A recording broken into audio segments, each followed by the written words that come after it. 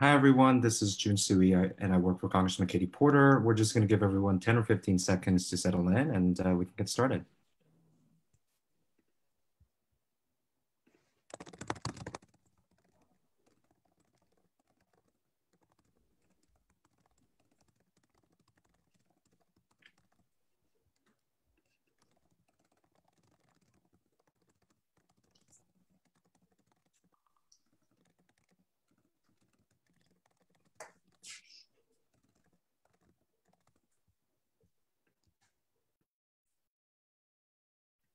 Okay, I think we can start, Congresswoman. All right, so thank you so much, everyone, for joining. I'm Congresswoman Katie Porter, and we were welcomed here by my district staff representative, Jun Sui, and we want to thank him for helping us put this together, as well as our two wonderful guests, who I'll be introducing, Marianne Fu and Norma Lopez. Today is designated as the Stop Asian Hate Day of Action, and so we're proud and think it's important to be hosting this town hall on this day in particular to talk about this heartbreaking but incredibly important topic. In the wake of recent attacks that have taken lives and injected fear into the hearts of so many, it's important that we all speak out against racial violence and discrimination in all its forms, and that we educate ourselves about the problems of racial violence and racial discrimination that exist across this country, including right here in Orange County. As you all know, hate crimes targeting Asian people have skyrocketed since the beginning of the pandemic. That spike began in March and April of about a year ago, right as the pandemic shutdowns began. And in the last year, major US cities have seen a nearly 150% increase in hate crimes targeting Asians. Orange County has had an even larger percentage increase.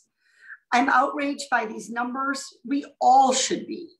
Orange County is home to the third largest population of Asian Americans in the United States, and Asian Americans are our neighbors, our friends, our lawyers, our doctors, our faith leaders, our small business owners. They enrich our community and help it flourish. So when they are abused with racial slurs, or even violence, it's an attack on all of us. It's an attack on the community that we are building and committed to building together. As Americans, we're united by a belief that all people are created equal and have certain rights of fundamental freedom. But Asian Americans cannot be free when they are under consistent threat of bigotry and discrimination. They can't be equal when they are treated differently because of the color of their skin, the country of their origin, or the language that they speak. When people discriminate against Asian Americans, it not only damages the fabric of our community, it undermines the most basic ideals of America.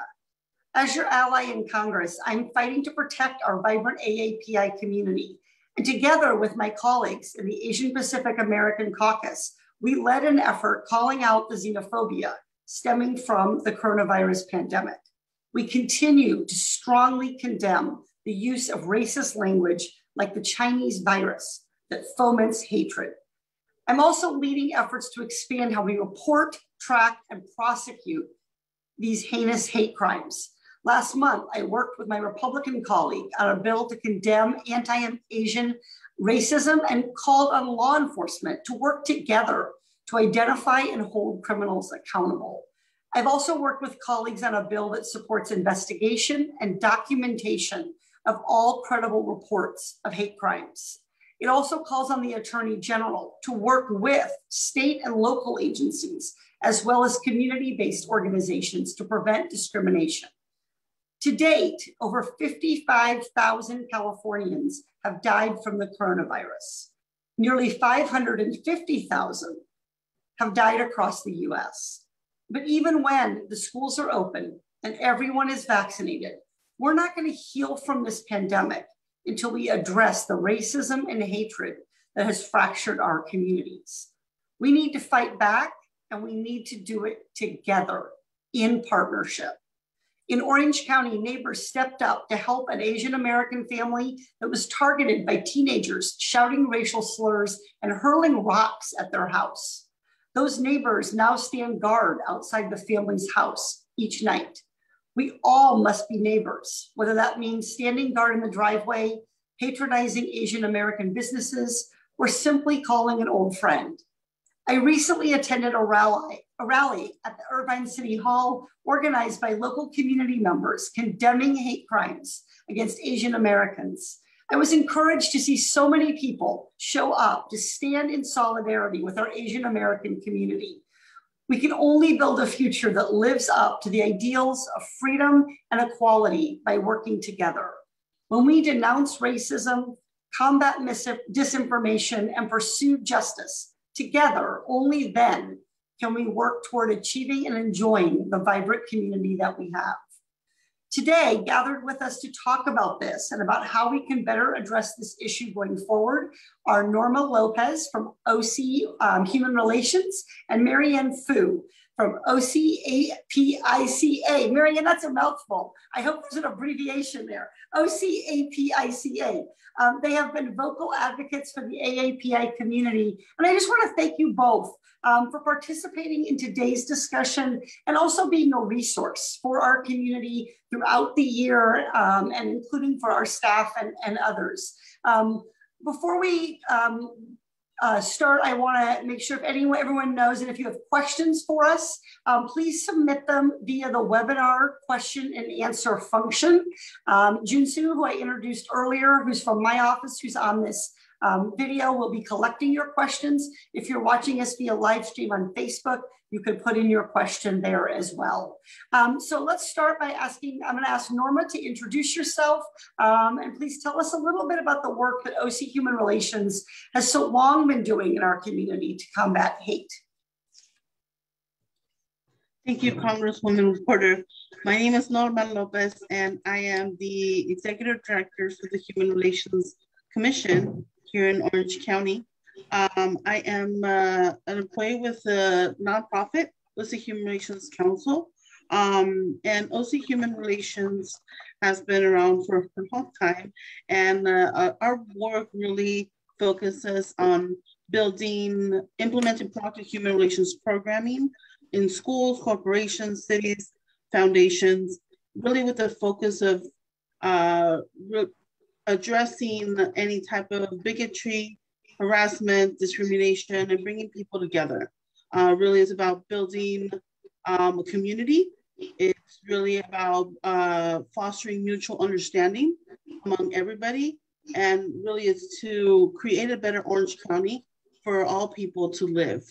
And we have a variety of programs in schools. We do mediation in courts, and also my role is to oversee and support the OC Human Relations Commission through the County of Orange. And the main work that we do there is to respond, track, and produce an annual report around the hate activity that we see in Orange County.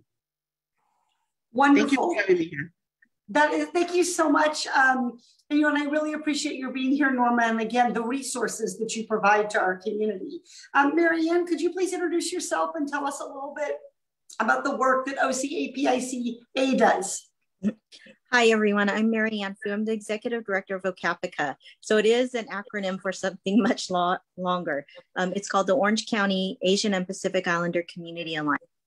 And we're one of the largest Asian American and Pacific Islander serving organizations here in Orange County. We serve more than over 50,000 people a year in 26 different languages in the areas of health, mental health, workforce development, youth and education, and civic engagement. And we work a lot with national groups as well as statewide groups to focus on civic engagement as well as civil rights. And with the hate incidences right now and the hate crimes, we've been coordinating with everyone nationally on how we can address this. Thank you so much. Wonderful. Thank you both for the introductions and for the work that you've been doing. One of the things that we know particularly about hate crimes is that part of the harm that occurs is often a sense of powerlessness, of shame, of separation from one's community and from the resources in that community. And that can also make it difficult for people to know where to turn when they encounter hate crimes, both to report them, but also to get support and to understand what happened to them in the context of larger phenomenon that we are working together as a community and as a society to combat. I want to go ahead and move on to the question and answer session if we have any, but I also have lots of questions for you. So I'm going to turn over to Junsu, see what we have. Remember, if you have a question, you can put it in the question and answer function on the webinar. If you're following us on Facebook on the live stream, you can type in your question there. Yeah. So the first question is from Facebook, and it's a simple question. What can community members do to help? Mary Ann, do you want to start? Yes, I think that's such a great question. We've been getting that every day, and there's been an outpouring of support, which is wonderful. So I think one is if you witness a hate incident or hate crime, stay safe, but you also want to be able to stand up for the individual attacked. The example in Ladera Ranch was such a perfect example. Here's a family that's, attacked in terms of, just harassed, and all the neighbors came out for that family. They had a lantern festival celebration, and they just celebrated Asian culture, and we really appreciate that. There's also, you can make donations to organizations or, for victims assistance too, to provide. A lot of seniors need assistance and want services. So those are just a few. Thank you. Norma, anything to add? Yeah, I think to add to Marianne's suggestions, I think it's important for everybody to create opportunities for dialogue, for connection, to really promote acceptance.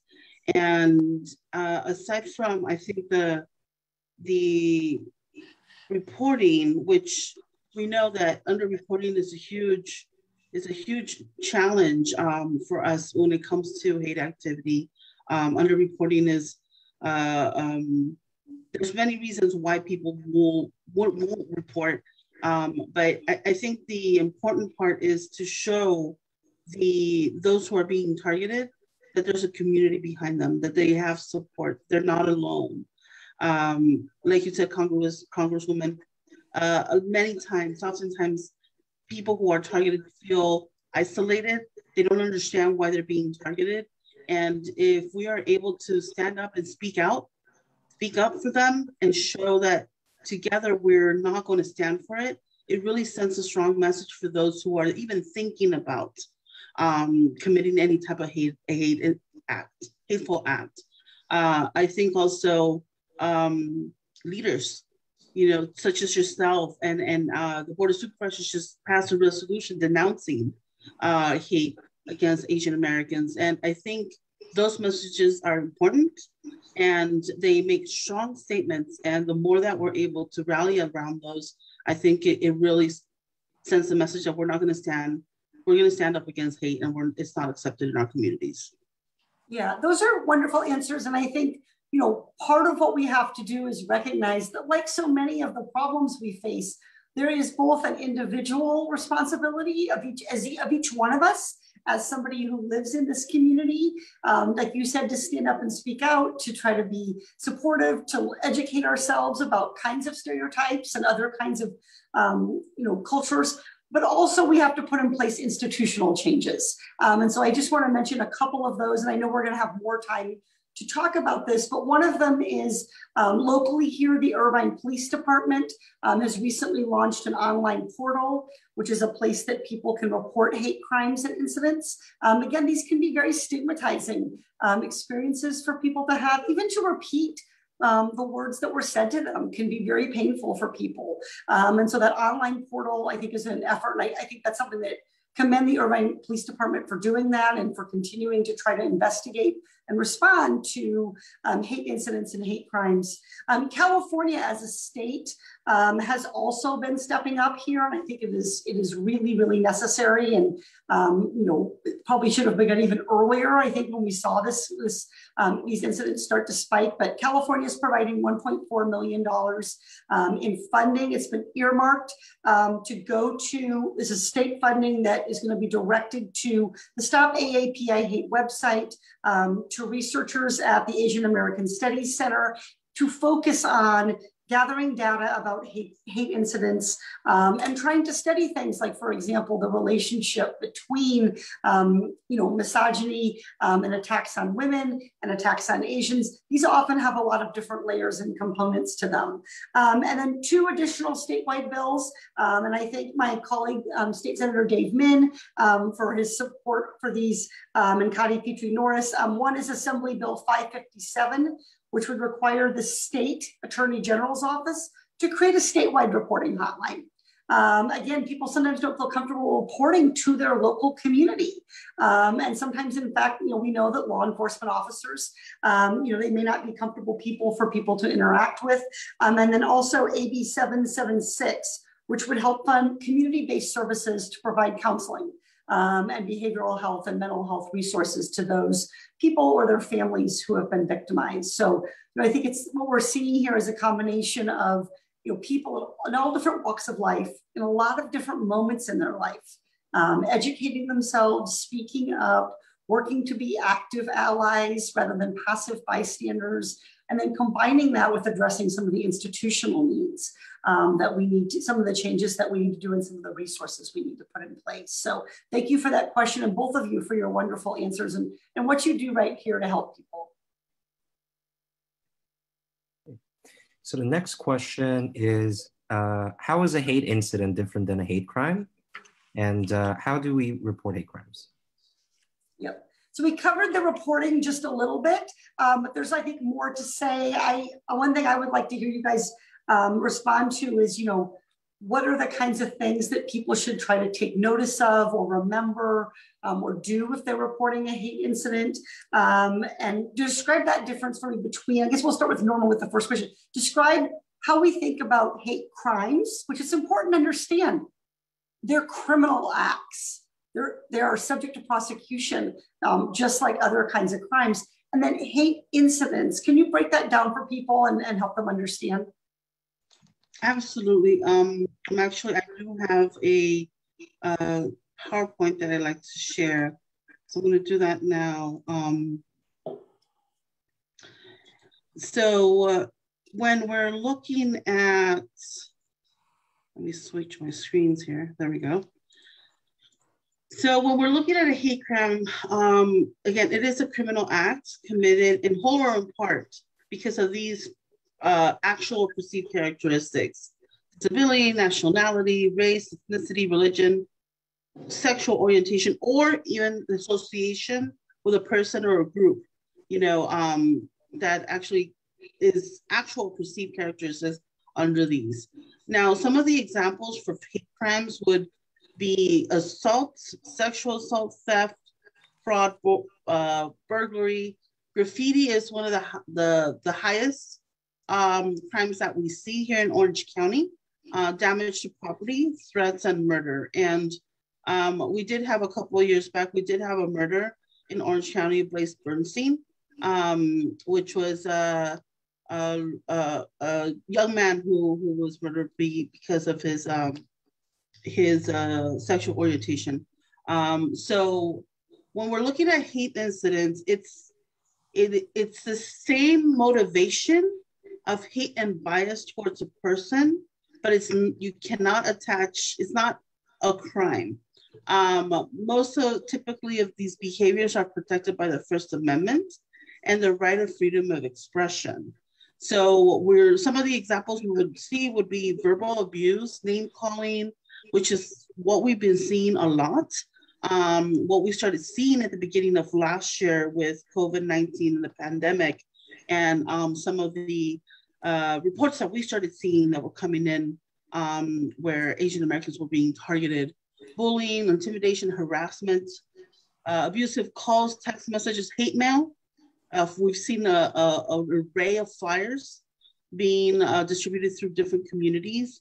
Online abuse, which is so much easier to do nowadays, especially since we've been social distancing, and we've seen even Zoom bombings where some of these happen, and then circulating literature or posters. So these are just some of the examples between hate crimes and hate incidents, and how you might be able to see what the difference is, or differences are.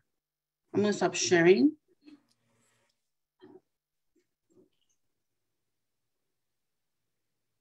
All right, and then comments about how to best report. And I think it's different often for a hate crime or a hate incident. Obviously, if it's a crime, the police are definitely, law enforcement is definitely available. Do you have any thoughts on that, Marianne? And in particular, with regard to what you've seen amongst our Asian American community here in Orange County in terms of resources to either report or to get help? Thank you so much. I think that it's so important to encourage and support individuals to report what's happening, especially community members who speak English as a second language. And we've seen so many hundreds of unreported hate incidences occurring where community members feel uncomfortable. They might not want to report to the police. Also, they're looking for resources to be able to report in language. So the stopaapihate.org website offers 11 Asian languages to report in. And then we've been providing people with mental health support as well as other types of social support because they're really afraid to report what's happening to them. Last week, one of our partner clinics, Southland Integrated Services, which is a community clinic, they were providing vaccinations. And a woman tried to run into their clinic and stopped before she hit them with her car and yelled that it's because of you people that there's a virus. And another community partner, Vietnamese American Community Cancer Foundation, same thing, started to get messages, I hope you all die. It's because of you. And several of the organizations are getting attacked at the same time as individuals. So we're really trying to make sure we're reporting, because the more we report, the more we can educate policymakers and others about what's happening. But we want people to feel comfortable, supported, and brave enough to report. That's what's vital. If I may add to Marianne's comments, I think the last bit is really important. We try to educate people about what the difference between a hate crime and the hate incident is. But many times folks in the moment can't categorize or can't say, well, can I define which one's which? In order to report, you really don't need to have the expertise or knowledge. The important thing is to report.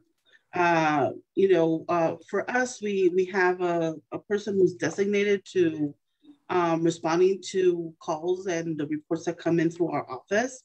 And it's our job to be able to decipher what it is. What we try to do is bring that emotional support that Marianne mentioned, build that solidarity, bring that community, so that person doesn't feel like they're alone, or that there's something wrong with them, and that's why they're being targeted.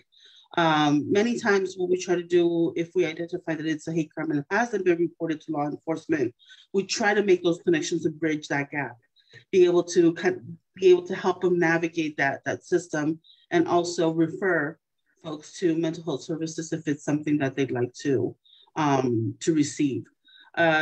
Also, I'd like to say that our reporting system also is confidential.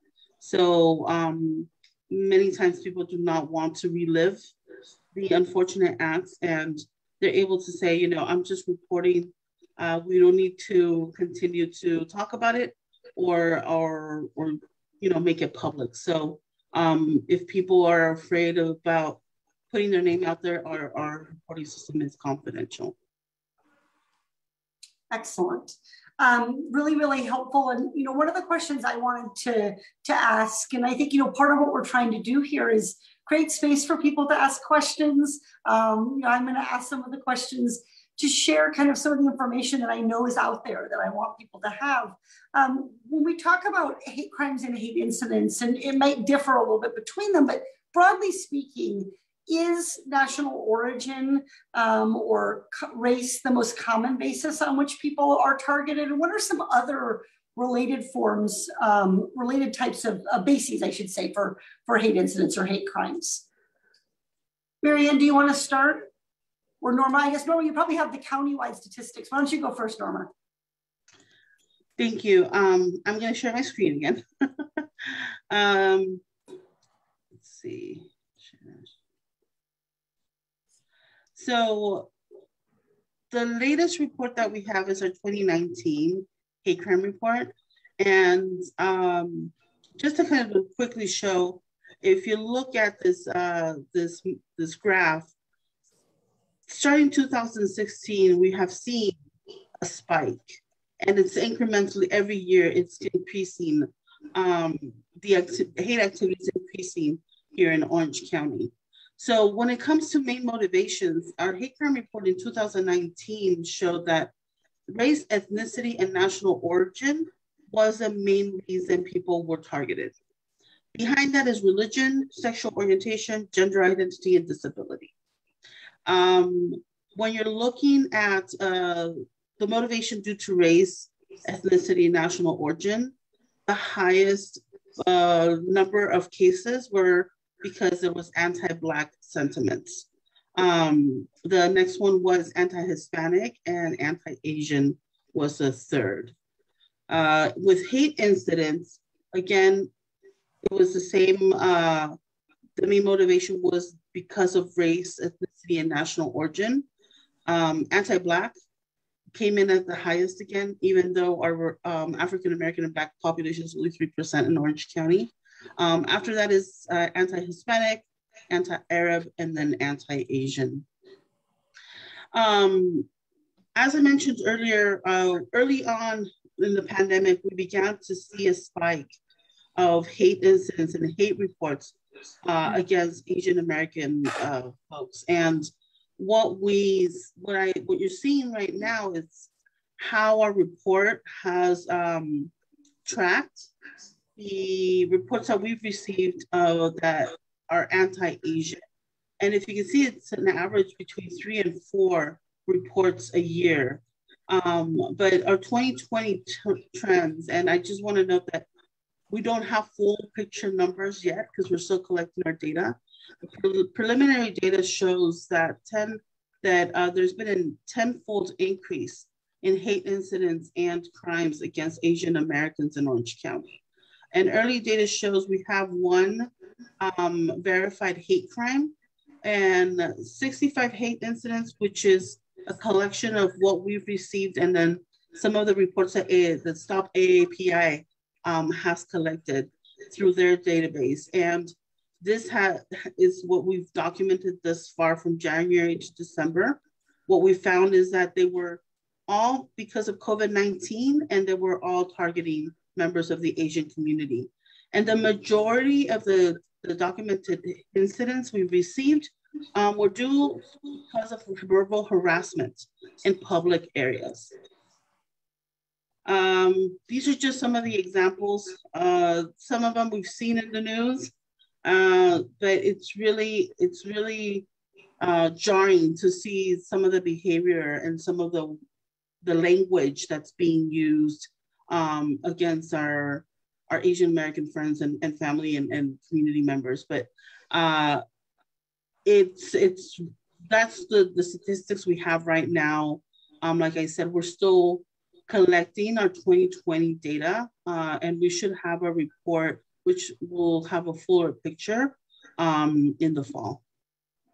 Marianne, anything to add?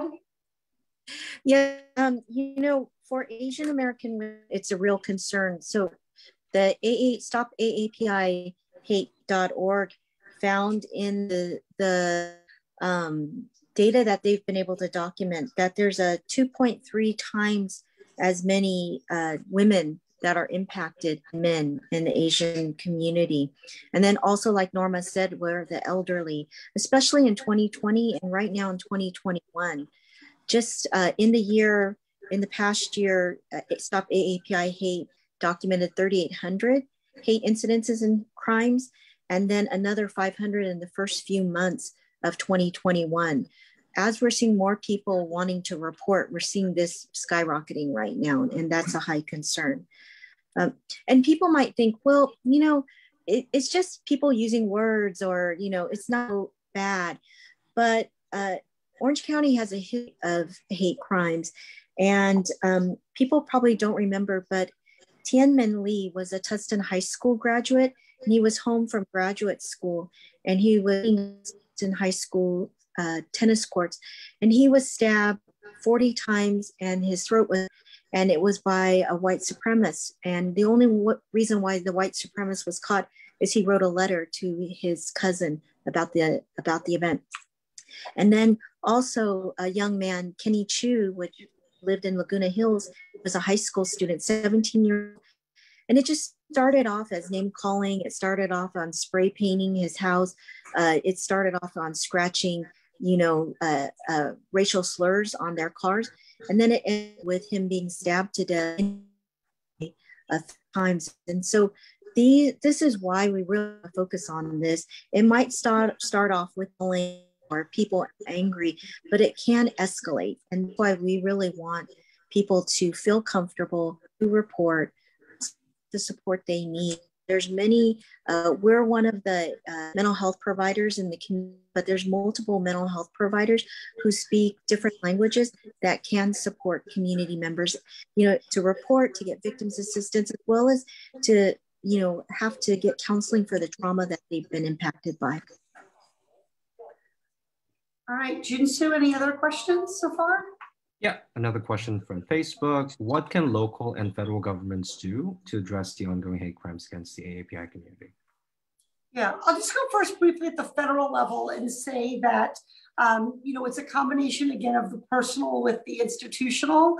A number of my colleagues speaking out personally about what they have experienced as Asian Americans, both my colleague Grace Meng from New York, who's been very forthright, and other colleagues, people here in California, including Ted Lieu and others.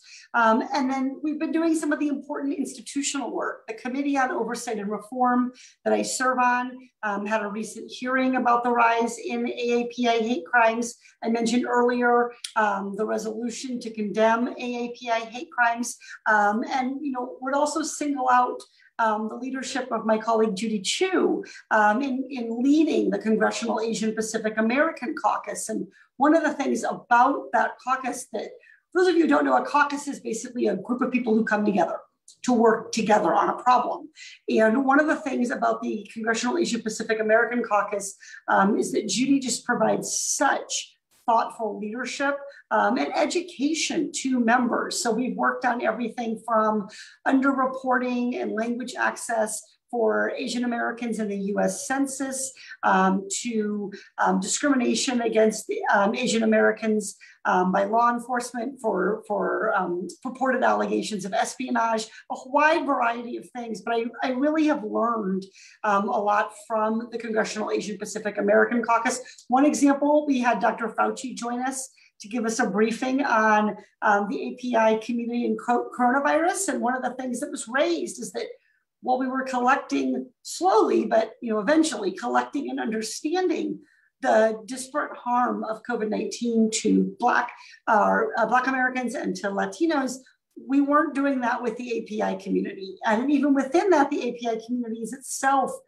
large and geographically and ethnically diverse. And so we got Dr. Fauci to talk about why the National Institutes of Health can and must be doing that and collecting that kind of data going forward. So there's a number of things that we're working on in that regard, also hoping that we will have that kind of leadership at our Department of Justice. And I think Vanita Gupta, who was just appointed and confirmed to be the leader of the Department of Justice Civil Rights Division, she's a wonderful leader. I know her, and she's going to be very outspoken and has a career history of working on these issues to both call them out and condemn them, but also bring people who have been criminals to account and bring victims appropriate justice. So those are some of the federal levels. If there's other things you guys want to add, I mentioned the Irvine Police Department online reporting portal and some of the state bills earlier.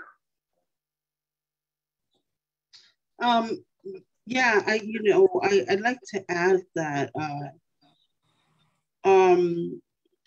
there are systems in place, statewide and nationally to collect hate crime data. So police departments send in their reports on a yearly basis to the Attorney General, the FBI, and there's annual reports that come out that could, help track to see what's happening in the community.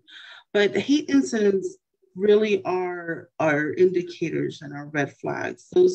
Those are the ones that are telling us what's really brewing, what's happening in our community.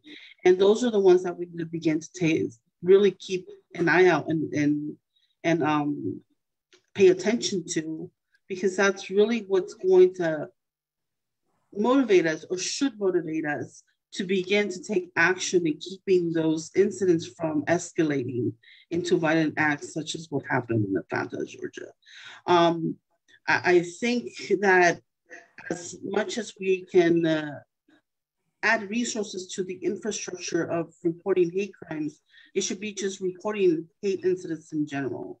And there's no set infrastructure, formal infrastructure to report, to really collect that type of data across the county, across the state, across the nation.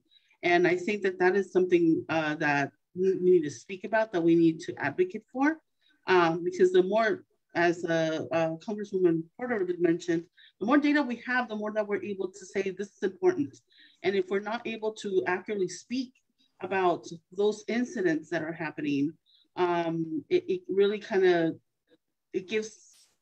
it's a short story, and it doesn't give you a full picture.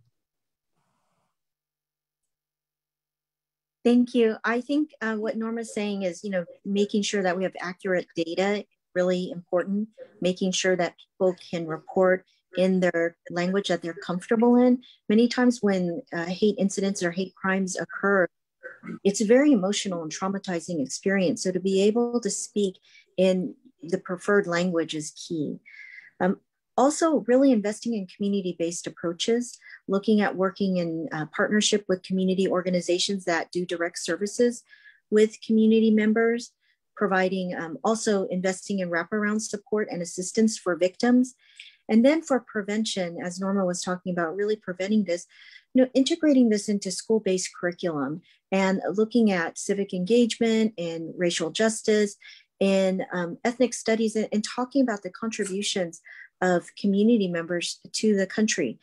Asians have been here for, years and years. My family, there's 8 generations of my family. We've been here since 1851. And there's a lot of, just like Congresswoman, you had mentioned, there's such diversity. And, we have over 60 different ethnic groups. We speak hundreds of different languages.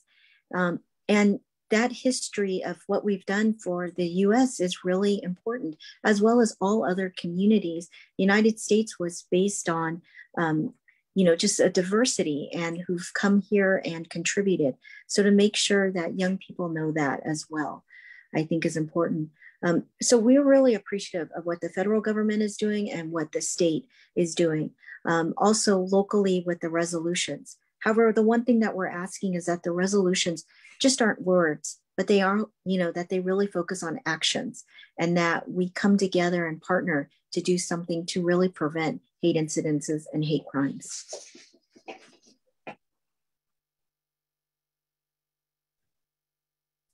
Thanks so much.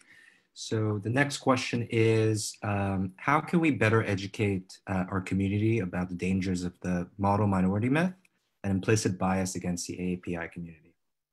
Yeah, and Marianne, maybe I could ask you at the start, because part of this is educational.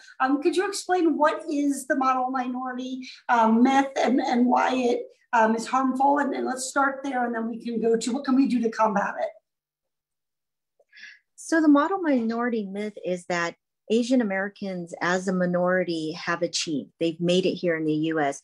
They're the richest, they all go to school, they all are in college, they're the best students. And how that hurts us is because one, it's not true. There's a really, the community, there's so much diversity. So yes, we have wealthy Asian Americans. Yes, we have many that go on to college, but we have so many more that do not make it into college, that are dropping out of high school, or that are very low income. In Orange County, for example, 70% of who we're working with live in overcrowded conditions or are at risk for homelessness or are homeless. We work with a lot of families that are living in motels. We work with a lot of students who are not able to graduate from high school nor get into college. And that impacts them, especially around poverty. And so when people, make assumptions that, oh, Asians are doing well and they need no help, or that they help they help themselves, it does impact us in terms of resources, as well as being able to reach out to community members. And so, but those stereotypes will really hurt us, because people might think, well, you're not, you're not a part of the Black, Indigenous, and people of color, and so you don't need this kind of support. And that's why we really discourage the model minority myth. And Norma, any strategies that you use in your community education work? I think some of these hate incidences and hate crimes, I mean, they do reflect stereotypes, and those stereotypes do differ across different racial groups, different religious groups. The stereotypes and the hateful words that get, the assumptions and the slurs are different. Can you talk a little bit about what you do in terms of educating and what our community can do? Absolutely, yes. We offer a variety of workshops and trainings, everything from implicit bias to upstanding. How can you be an ally? To just last year, we relaunched our OC Civil Rights History, which is rich of how many contributions our immigrant community has brought, and some of the unfortunate tales of losing different pockets of communities because of violence and destruction. So we do a variety of different things. Also, what we try to do is bring people together. And we do that through usually a circle process, dialogues, bringing folks together to talk about different topics. Just last week, we held a processing circle for the community. And it was really because we knew that the Atlanta violence had impacted the community, and we wanted to hold the space for folks to just process and debrief and connect. And for us, that's the important part. How is it that you're able to connect with each other? How are you able to get to know each other on a whole different level and build solidarity, build relationships? And we do that through a variety of different programs in schools. We try to do that in our community, and for those who want to develop more self-awareness or develop skills in conflict resolution, we also offer those workshops throughout the year. And Norma, could you give OC Human Relations website real quick so that people can go and learn more? Yes, so it's ochumanrelations.org, and I'm dropping it in the chat. ochumanrelations.org. So if you're interested in participating or in need of resources, and Marianne, can you give your website right there in your background, but in case you have at least one website, do you want to give a couple of resources to people? Sure, I'll put it in the chat, but it's ocapica.org. So our name, our acronym.org. I wanted to just address a little bit about the stereotypes, since this is an education moment. For the killing of the Asian women in Atlanta really hit home for many Asian American women. Because the stereotypes of Asian American women being weak or timid or sexualized or fetishized, when they automatically assumed that the women were sex workers by many, And then also rap sheets were collected on the women.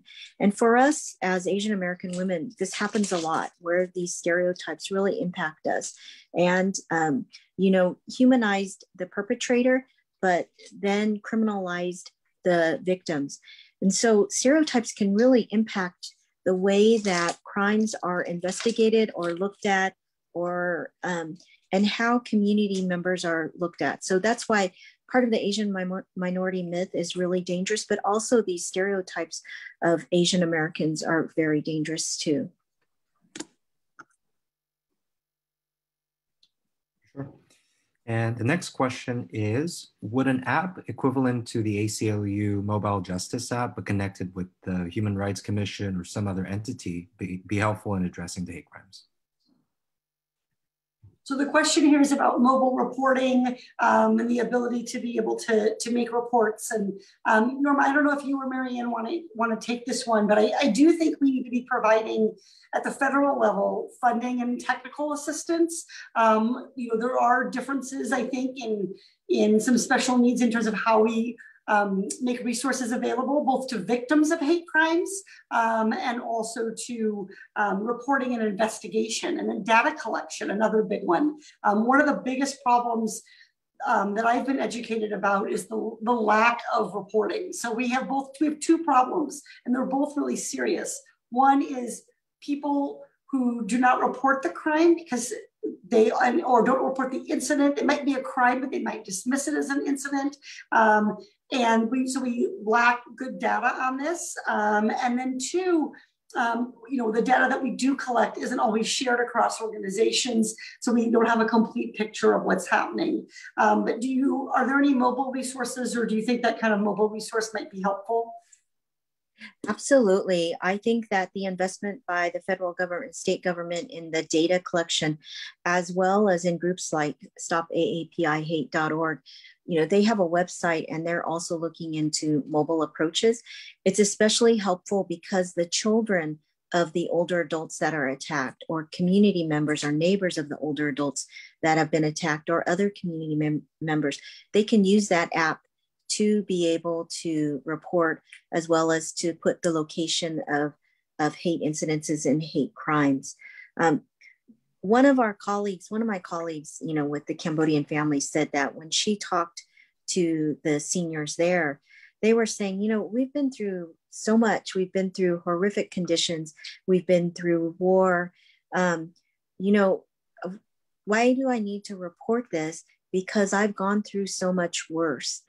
And it was the children of these community members who said, because if we don't report it, nothing will get better. And many times, community members might not know that this is a hate crime or hate incident. They might think, well, I just have to go through this, and it'll, maybe I'll just ignore it. But we want things that are innovative, like apps or other types of ways, that all sorts of different approaches for community members to be able to report, and for us to be able to use that data to help on education as well. Absolutely, I agree with what Marianne is saying. And I think I'm part of the California Association of Human Relations Organizations here in California. And I know that's a collective of different human relations organizations throughout the states. And we talk about this. We talk about the need for a California reporting ability. I think that with becoming innovative in ways that folks are able to report, is making sure that in the back end, we're able to support those that are reporting. That it's not just, here's my incident, here's my case, and then it goes nowhere. I think the follow-up is important. I think the feel for support, for connection to referrals to services, resources is key. And it's making sure that we're looking at that in a holistic manner, and not just about, let's collect the data. And, I was reading the FBI report a couple of days back, and one of the statistics was that there's 250,000 hate crime victims each year, and only 1/3 of those are reported. So underreporting is huge. And the more that we're able to bring resources and ways to facilitate reporting to folks, I think it's welcomed and needed. Thank you. So we have time for one or two more questions. The next question is for Marianne. Could you tell us about Ocapica's efforts to help the AAPI community with testing and vaccination? Another big part of our work is we are part of the Asian Pacific Islander Task Force, which is 9 different community-based organizations. And we're really focused on getting community members tested for COVID-19 as well as vaccinated.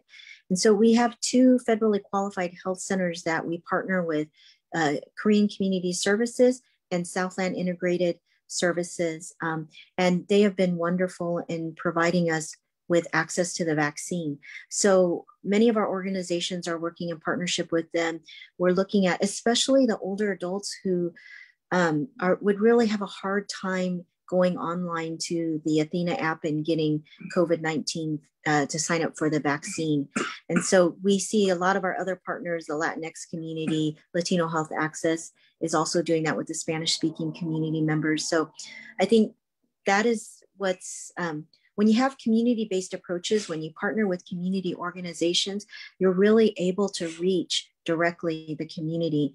And so with not only COVID-19 vaccinations and education and testing, the same thing for hate crimes and hate incidences. You want to work with those organizations that are in the community and can provide direct services and wraparound services and ongoing access. So not only are we able to support someone who's been impacted by a hate incident, but then we can get them access to healthcare and access to other services long-term.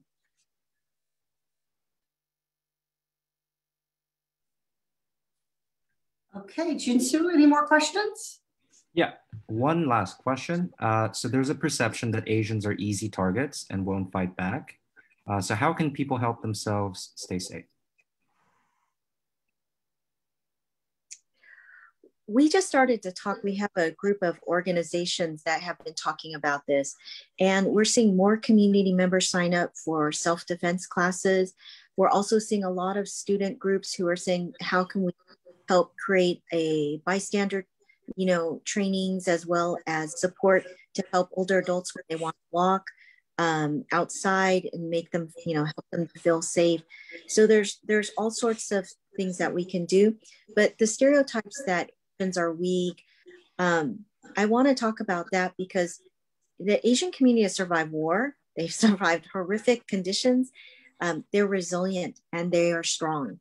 And the stereotypes that make them targets, it's something that we really have to overcome and do education about. But we're seeing there's a lot of community training going on. Asian Americans Advancing Justice nationally is having a lot of trainings online and available for free for all community members. Wonderful. Well, I want to say thank you to everyone for your questions and say that this is not the end of a conversation, but a continuation of a conversation that our community needs to be having together with local, state, county, and federal leaders, and most importantly, in partnership with the people of our community to talk about what we can do to appreciate the diversity of our community, to enjoy it, to celebrate it, and to make sure that everybody has the right to be free and equal in our country. My office had a conversation. It's available on YouTube. You can view it with the Dean of the University of California, Irvine Law School, Song Richardson, a few months ago, talking about subconscious bias, what that concept is, how to understand it, how to start to think about how it may shape what you do and how you think about issues. And then I just had a conversation yesterday with our new California Attorney General, Rob Bonta, who is the first Asian American to hold that role for the state of California. And I encouraged him to think about coming to Orange County to talk about some of the issues facing our community as a whole and our Asian Pacific Americans in general. So I'm excited about those potential activities, both past and future. And I just offer them up to show that this is part of a larger effort that we all need to be making. And it's everything from education to protecting our seniors across the lifespan. It's everything from making people comfortable, celebrating who they are and their background and their ethnicity, to reporting actual hate crimes that are criminal acts. So, it bears repeating, because I think that we are struggling with this still as a nation, but hate has no place in the United States. And frankly, I hope hate has no place in the world. This is an ongoing issue. We're not the only country. We're certainly not the only county. And Asian Americans are not the only Americans who face, hate crimes and hate discrimination. So I want to thank everyone for being here today, for being part of this conversation, for your thoughtful questions. And most of all, I want to thank Norma and Marianne, both of their organizations, Norma with OC Human Relations and Marianne with Ocapica. See, I got the acronym down. Really are doing excellent work in our community. And it's everything from making sure that people can be healthy and getting community-based treatments to making sure that we're working in partnership across the state to address historical injustices, some of the things that Norma mentioned about civil rights. So thank you both for being here with us today. And please visit their websites, learn more. And then I just want to close by giving the StopAAPIHate.org. Today, again, is the National Day of Action Against Asian American Hate. And so that's StopAAPIHate.org website has a number of resources both to educate yourself about these issues and then also to think about how we can begin to improve how we all deal with each other and to make sure that we're celebrating again the wonderful vibrancy and diversity that we have. So thank you so much, Marianne and Norma, for being part of the conversation, for sharing your expertise and for your really decades of commitment to enriching our Orange County community. Thank you so much. Thank you so much.